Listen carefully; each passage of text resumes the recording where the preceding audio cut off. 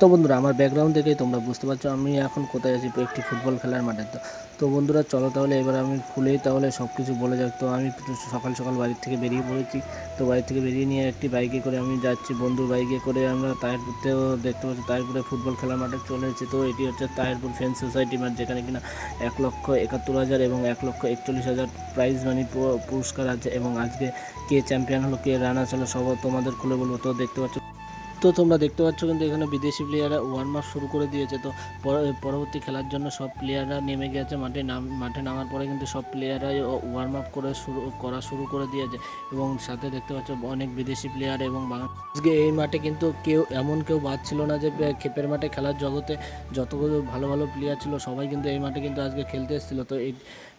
তো আজকের খেলার চ্যাম্পিয়ন হয়েছিল জয়মাকালী ফুলিয়া, 1,71,000 পেয়েছে। এবং হচ্ছে রানার্স হয়েছে কলকাতা ওয়ারিয়র। তো দেখতে পাচ্ছ শেখ বাবাইদার এখানে ফ্যান বেস কতটা।